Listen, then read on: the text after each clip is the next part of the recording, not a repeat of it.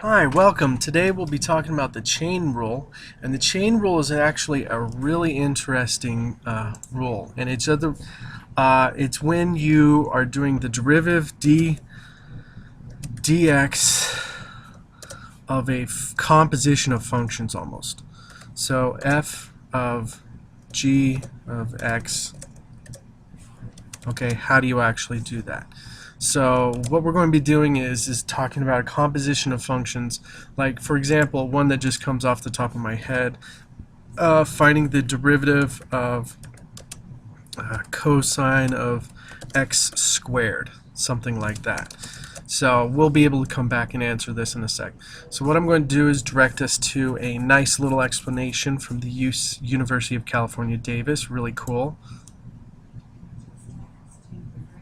There we go. Chain rule.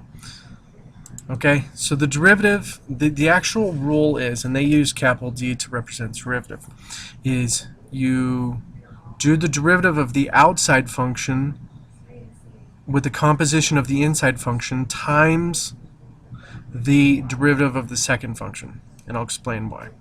Okay, so first one. Okay, derivative, differentiate y equals 3x squared, or 3x plus 1 squared.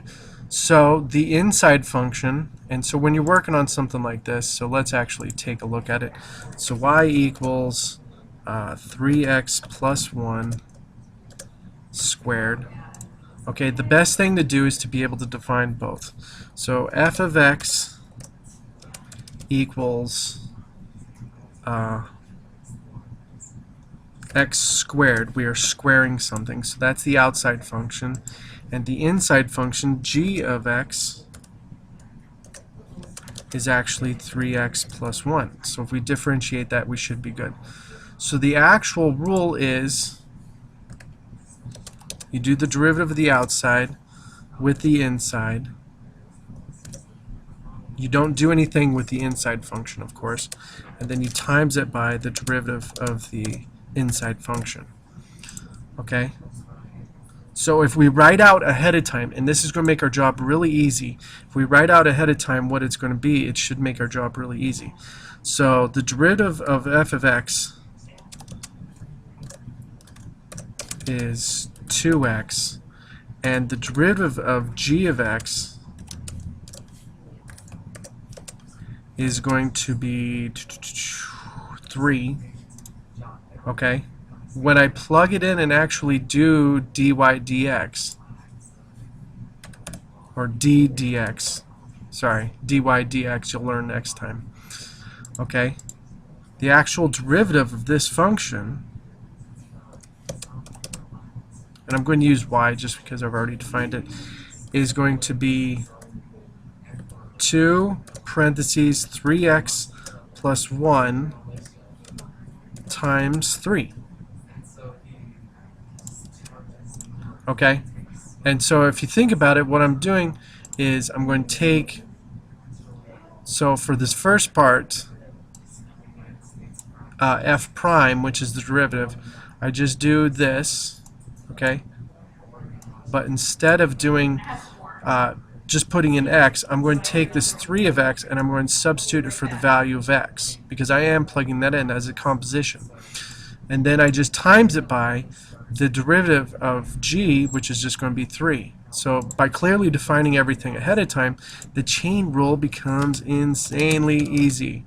And this just becomes 18x plus 6. Okay, when you get done distributing everything and just working with it. Okay, all right, so that's the chain rule right there for that problem. So if we take a look at it,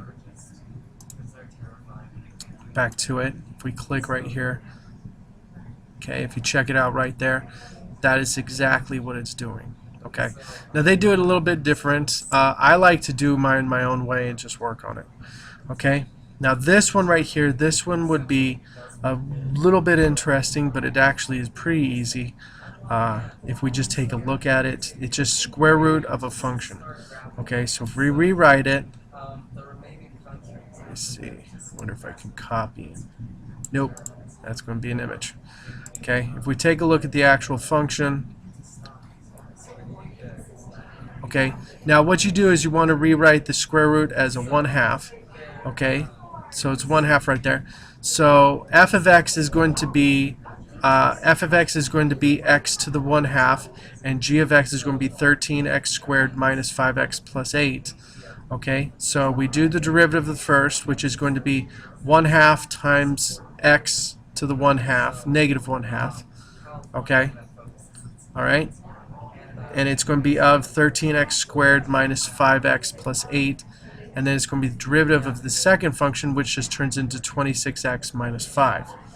Okay, so we try to deal with this the best we can, and if you notice, this whole thing is going to have to go on the bottom, and then this is going to be times by the 1, so I get 26x minus 5 over 2 times 13x squared minus 5x plus 8 to the 1/2, and I just change that back to square root and I should be good. Okay. Now if I had to do something like this to the 30th, once again, if I just treat f of x as 30, I mean there's a whole bunch of stuff we could actually do. But I'm going to just take a look at this one. Okay, so how do we deal with this one? So what I define first is f of x. F of x is going to be the cosine of whatever that x part is. Okay, and g of x is going to be the x squared. Okay, so if I do the chain rule on this one, it is going to be the derivative of cosine is negative sine, so it's going to be negative sine of x squared. Okay, and we're going to times that by 2x, which is the derivative of the inside function. So this actually turns into negative 2x sine, or times the sine. Make sure you have the times here so you don't accidentally start thinking stuff. Okay, of x squared.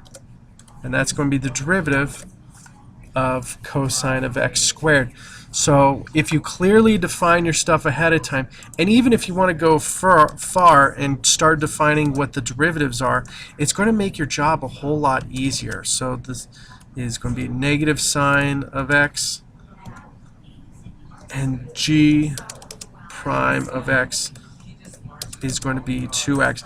If you define this stuff ahead of time and then you use basic substitution, like for example you put this here, then you put this here, and then you put this here, it makes your job a whole lot easier if you treat this as a substitution type of problem. The chain rule is really easy.